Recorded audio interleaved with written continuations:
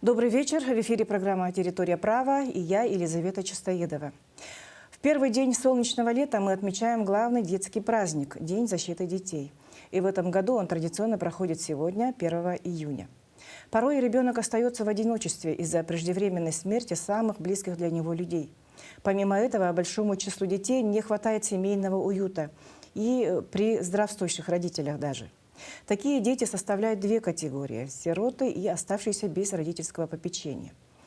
В обоих случаях дальнейшей жизнью ребенка начинают заниматься государственные органы. Сегодня речь пойдет о социальной помощи, которую государство оказывает детям-сиротам и детям, оставшимся без попечения родителей. Да, у нас уже много лет функционирует мобильная кризисная служба, да, которая как раз занимается фактами жестокого обращения и насилия над несовершеннолетними. Да.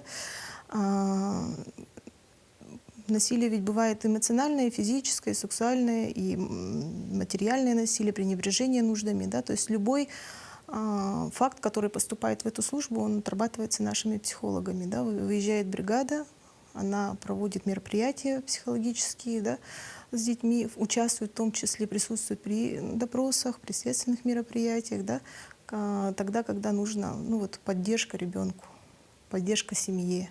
Потому что семью, наша задача, конечно, убеждать семью обратиться за помощью.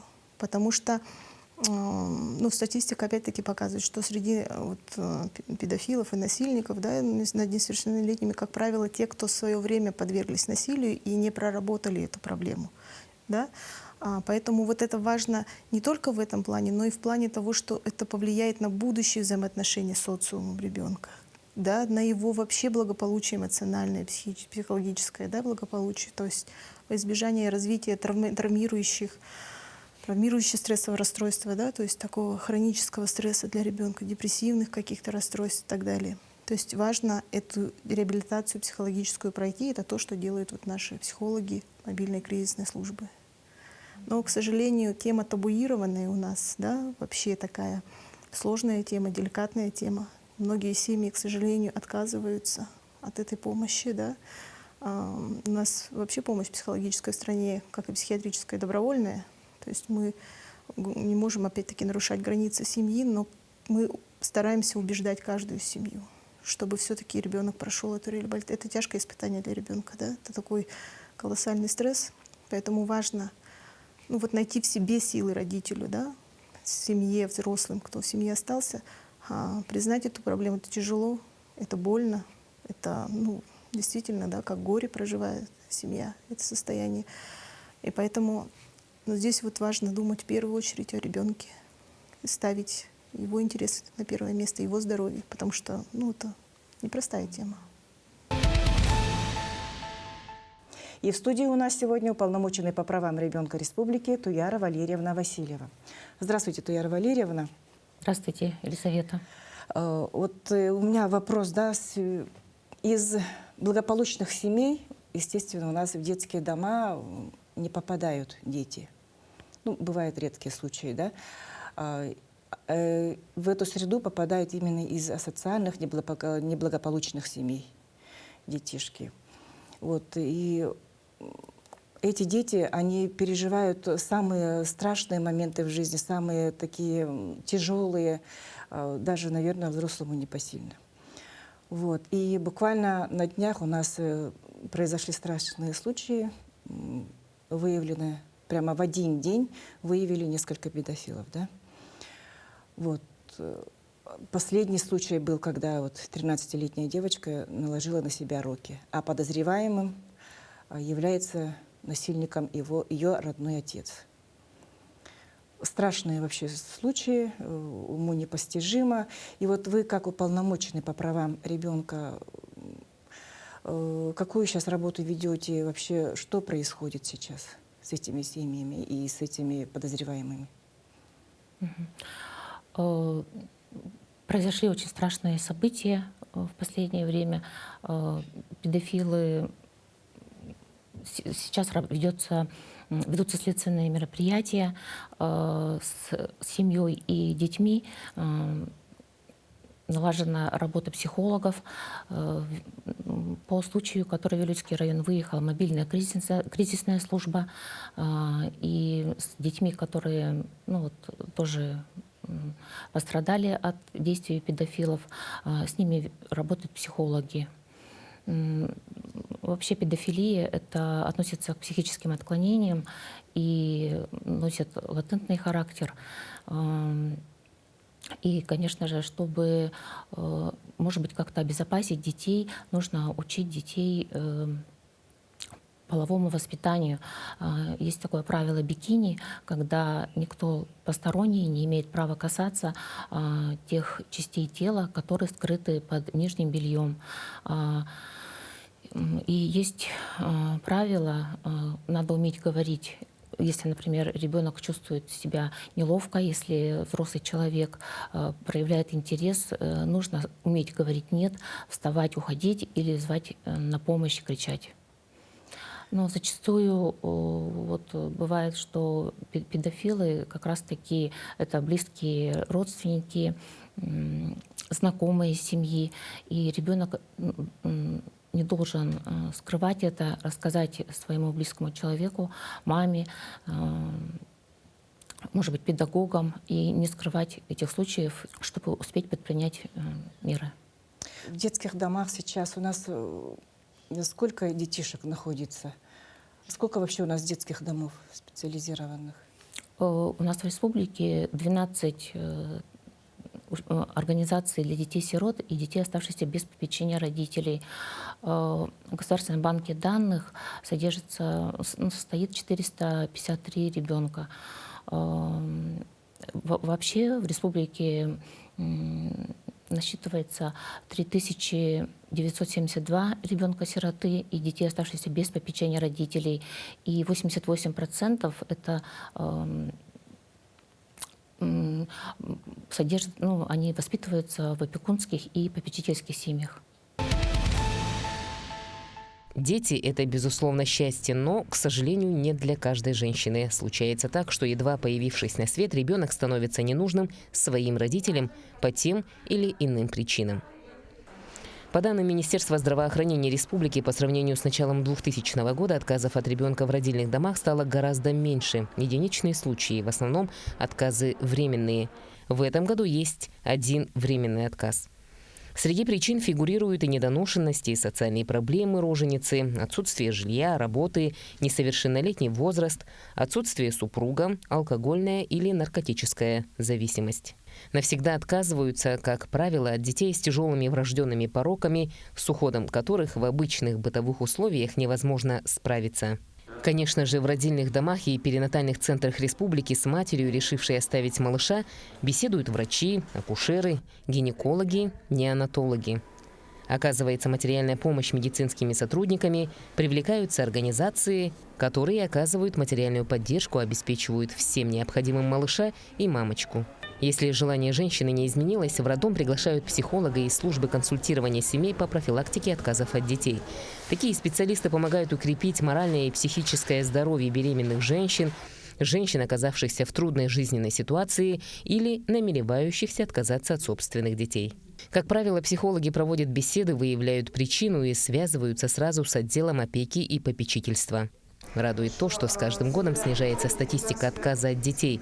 Возможно, этому способствует хорошо налаженная профилактическая работа. В роддоме оставленные здоровые дети живут почти месяц, а недоношенные крохи остаются в роддоме и набирают вес до 3 месяцев. За это время приемные родители успевают оформить документы и забрать малютку прямо из роддома. Бывают случаи, когда и биологические матери одумываются и возвращаются за своим детем. Остальные переводятся в дом ребенка. В доме ребенка дети находятся от рождения до 4 месяцев. Как в сюжете у нас говорится, в роддоме недоношенные дети находятся до 3 месяцев, а уже здоровые детишки, они живут месяц в роддоме и направляются в дом малютки. Далее они по возрасту уже или же уходят в приемные семьи, или же в специализированные детские дома. Да? Конечно, хорошо, когда детишки находят своих ну, родителей, там кто-то их берет в свои семьи под крыло. Вот. А скажите, сколько детишек на сегодняшний день вообще вот пребывает в доме малютки и вот в специализированном доме ребенка здесь, в Якутске? Мгм. А, В 2019 году городской дом ребенка он был передан из ведения Министерства здравоохранения в Министерство труда и социального развития Республики Саха-Якутия. На данный момент 43 ребенка воспитываются в Центре содействия семейному воспитанию. Они там находятся временно до помещения ребенка в семью. То есть самое главное, право ребенка не должно нарушаться, это право жить и воспитываться в семье. То есть должны предприниматься все попытки устроить ребенка в замещающую семью. А у вас есть статистика, сколько вот детишек находится в попечительских семьях? Ну вот получается 88% или 3519 А, вот эти- детей, они это все. да, они все воспитываются в семьях. Так. А усыновленных детей в прошлом году было 35 детей. В основном берут на такую форму воспитания, как опека и попечительство. Мгм. А в каком возрасте обычно вот берут детей? Ну, стараются, конечно, брать детей маленьких. Проблема в том, что почему у нас дети еще остаются в детских домах, потому что есть сиблинги, это родные братья и сестры, по трое, по четверо детей, Да. и не все решаются взять сразу такое большое количество детей, или же дети с ОВЗ и инвалидностью, ну, вот, они дольше всех остаются в детских домах. Но благодаря решению нашего главы Республики Саха-Якутия Арсения Сергеевича Николаева в прошлом году, который назвал приоритетной задачей поддержку приемных семей, в прошлом году было в 2 раза повышено денежное вознаграждение приемным родителям. Но у нас и ежегодно наблюдается увеличение количества приемных семей. И это очень отрадно. На данный момент у нас 268 семей приемных, в которых воспитывается 680 детей. Все-таки вот когда изымают ребенка из семьи, это тоже большая травма, думаю, да, потому что ребенок маленький, он же не понимает, он думает, что так должно быть, несмотря на поведение родителей, на как бы достаток в семье, да, он думает, что так должно быть, то есть иначе никак. Но тем не менее ребенка забирают, отбирают, да, скажем так, по решению суда, в детский дом, и тут ребенок находится, ну, уже живет со своими проблемами, один на один остается, скажем так, уже чужие люди, чужим порядком живет. Все это как-то вот угнетает, ну, как бы его психологию, наверное, да. Насколько вот психологи вообще работают в детских домах? У нас хватает таких, чтобы, ну, как бы с детьми проводили работу? Да, конечно, в детских домах есть обязательная ставка психологов, и психологи по индивидуальной программе реабилитации работают с детьми, проводят тесты, беседы, и выявленные проблемы они, конечно же, решают, потому что дети поступают действительно после жестокого обращения от своих же родителей зачастую, и поэтому, конечно, ведется очень большая планомерная работа по реабилитации детей.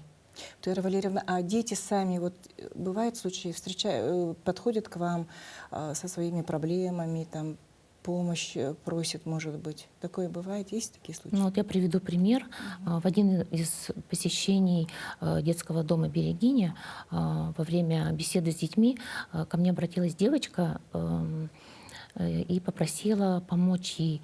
Она сказала, что уже более 2 лет она проживает вместе со своими 3 младшими братьями в детском доме и очень мечтает вернуться в семью к своей бабушке. Но ввиду того, что у бабушки не было средств сделать ремонт подобающий, создать условия да, для проживания детей, разрешения, к сожалению, опека не давала. Мы, конечно же, наш аппарат подключился к этому вопросу. Мы Значит, завершили ремонт в квартире, подключились спонсоры, которые предоставили бесплатно ламинат. Один доброволец выложил бесплатно ламинат в семье, ну, в квартире у бабушки. И услышали с федерального аппарата уполномоченного по правам ребенка, они помогли нам финансово, и мы смогли закупить все необходимое для детей. Это там стиральную машину, постельное белье, ну и все, что необходимо для детей. И буквально в течение месяца вот мечта ребенка сбылась, и она уже через месяц со своими братьями въехала в дом к бабушке. Усыновление, удочерение – это принятие в семью ребенка на правах кровного. Усыновление является приоритетной формой устройства. Для родителей это высшая степень ответственности за судьбу ребенка. Опека и попечительство – это принятие в семью ребенка на правах воспитуемого в целях его содержания, воспитания и образования до 18 лет, а также для защиты его прав и интересов. Опека устанавливается над детьми, не достигшими 14 лет, а попечительство над детьми от 14 до 18 лет. Приемная семья – это форма воспитания детей на дому у приемного родителя-воспитателя. Обычно в приемную семью передают чужих детей, не связанных родственными узами. Например, для воспитания в одной семье 3 и более детей разновозрастных, разных национальностей. Вот я приведу интересные примеры, да. В США, например, вот американцы стоят в очереди за детьми из других стран. Детдомов у них нет вообще. Сироты в США попадают в профессиональные патронатные семьи на время, пока им ищут приемную семью. В Европе также система в целом по Евросоюзу. Например, в Великобритании за детей-сирот отвечают муниципалитеты. Сначала помогают родной семье. Если бесполезно, ребенка размещают в профессиональных временных семьях. Они там вместо детского дома. И дальше ищут усыновителей. В Китае же более полумиллиона сирот. Более 500 получается, да? Сирот. На точных официальных цифр опять же нет. Детских домов мало. В основном дети живут в частных приютах семейного типа. А в Израиле вообще нет детских домов. Там редко отказываются от детей, а если такое случается, то тут же усыновляют. Вот. Тера Валерьевна, а у наших детей, вот сирот, детей, оставшихся без попечения родителей, есть ли льготное вот обучение, пособие, там, какие льготы вообще по медицине? Дети-сироты и дети, оставшиеся без попечения родителей, имеют право на получение образования, на льготы при получении образования. Например, при поступлении в ВУЗ они за счет бюджета могут обучаться на подготовительном отделении, если обучаются впервые. При поступлении в ВУЗ они зачисляются в приоритетном порядке по особой квоте. На весь период обучения они находятся на полном государственном обеспечении. Что такое полное государственное обеспечение? Это бесплатное питание, бесплатный комплект одежды, обуви, мягкого инвентаря, также бесплатное медицинское обслуживание, право проживать в жилом помещении без взимания платы, право на оздоровление, право на профилактические медосмотры, имеют право на получение санаторно-курортной путевки, если на то есть показания. Помимо этого, дети-сироты и дети, оставшиеся без попечения родителей, если у них нет жилья, они имеют право получить жилье. И помимо этого бесплатный проезд на городском и пригородном транспорте и один раз в год оплата проезда до места учебы и обратно к месту жительства. Кроме того, они получают пособие на закупку учебных принадлежностей и право на государственную социальную стипендию. А пособие не получают, да, по безработице, если не работает? или там биржа труда там стоит на учете? Дети-сироты, дети, оставшиеся без попечения родителей, имеют право, если они находятся в поиске работы и впервые встали на биржу труда, имеют право получать пособие по безработице в течение 6 месяцев в размере среднемесячной заработной платы по республике. Дети-сироты, не знающие, что такое жизнь в нормальной семье, воспитанные в интернатах, наиболее подвержены риску повторить судьбу своих непутевых родителей. Согласно закону 159 федерального закона, дети, оставшиеся без попечения родителей, это дети, у которых родители живы, но по каким-либо причинам не могут осуществлять воспитание и уход за данными детьми, содержание. Ну, это осужденные к лишению свободы, больные родители, в каких-то длительных командировках, ну и по иным семейным различным обстоятельствам. А дети-сироты – это дети, которые потеряли одного или двух родителей. Особо сложным периодом для них является вступление в самостоятельную жизнь. Здесь они сталкиваются с жилищной проблемой, получением образования, трудоустройством и другими житейскими задачами. Данная категория граждан нашей страны стоит на особом, так скажем, контроле и заботе со стороны государства. И, соответственно, обеспечение жилыми помещениями детей-сирот осуществляется в рамках федерального законодательства, различных постановлений правительства, норм жилищного кодекса. Раньше в жилищном кодексе была статья, что дети, оставшиеся без попечения родителей, и дети-сироты обеспечиваются жилыми помещениями вне очереди. То есть, если государство в какой-то период ребенку не давало квартиру, он имел право подать исковое заявление в суды общей юрисдикции, и суд обязывал вне очереди предоставить данные жилые помещения. Многие категории этих людей судились, выигрывали, конечно же, квартиры, изменяли способ исполнения решений суда, получали жилые помещения, получали деньги на предоставление данных жилых помещений. Но в какой-то момент государство провело статистические данные, опросы, и выяснилось, что те дети, которые высудили эти квартиры, на данный момент, минимум половина этого жилья уже не имеют по каким-либо причинам, хорошим и где-то нехорошим, так скажем. И поэтому государство приняло поправки в закон и ввело такое понятие, как список, реестр детей-сирот, детей-сирот и детей, оставшихся без попечения родителей. Теперь органы муниципалитета собирают списки, ведут учет этих детей, направляют в Министерство труда нашей республики, там единый реестр формируется, направляется в Минстрой, это плательщик всех этих денег, и дети-сироты, и дети, оставшиеся без попечения родителей, обеспечиваются жилыми помещениями. И, соответственно, им сначала заключается с ними договор специализированного найма на 5 лет, они не могут в этот момент продать, обменять квартиру и так далее. Потом проверяются их условия по истечении 5 лет, и по ходатайству органа опеки и попечительства муниципалитета, если все нормально, с ними заключается договор уже социального найма, и они, соответственно, пользуясь всеми правами, как и другие граждане страны, имеют право на приватизацию, обмен, и дальнейшую продажу и так далее жилых помещений.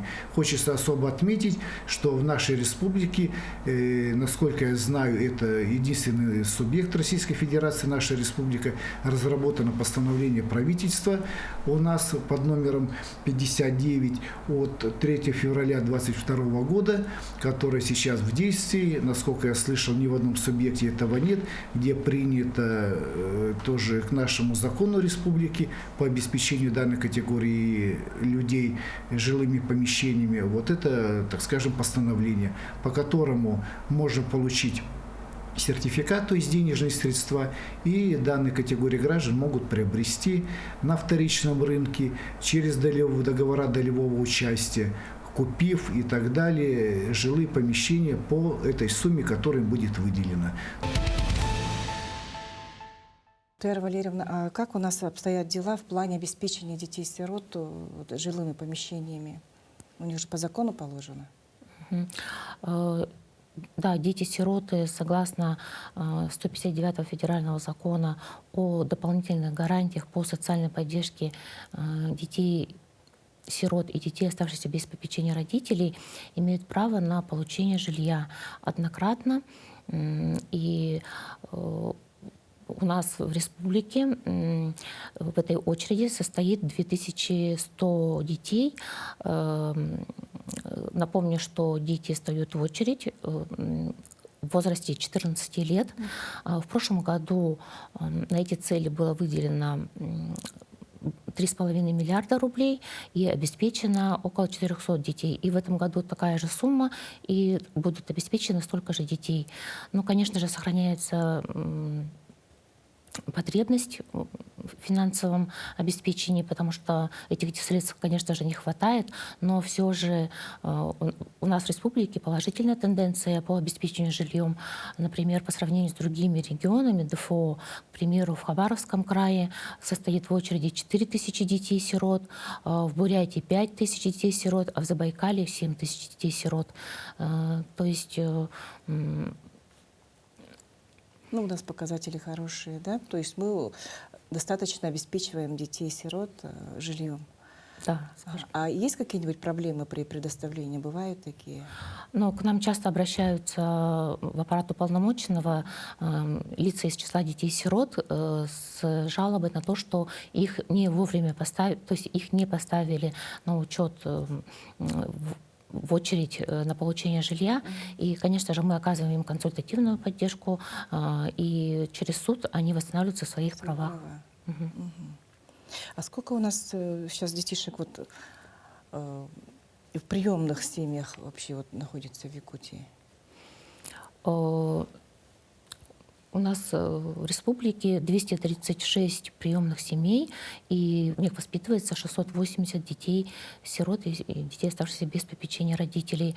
Ну, и с каждым годом количество приемных семей, как я говорила ранее, увеличивается. Это очень радует. А в каких районах или только вот в Якутске так есть? Ну, больше всего приемных семей в Вилюйском, Верхневилюйском, в Горном районах, в Алекминском районе, в городе Якутске и также в Хангаласском улусе.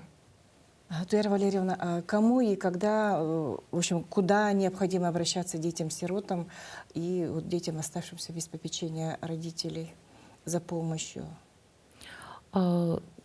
Дети-сироты и дети, оставшиеся без попечения родителей, могут обращаться в органы опеки и попечительства по месту жительства, в уполномоченный орган, который занимается детьми, находящимися под опекой, Министерство труда и социального развития Республики Саха-Якутия.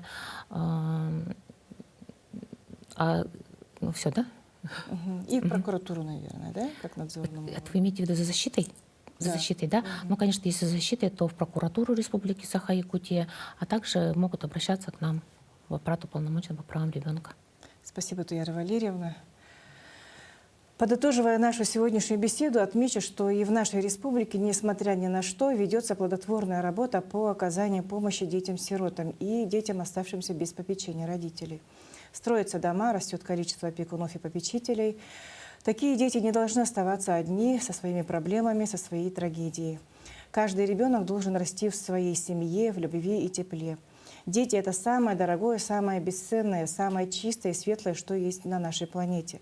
Пусть каждый ребенок будет счастлив, улыбчив и здоров.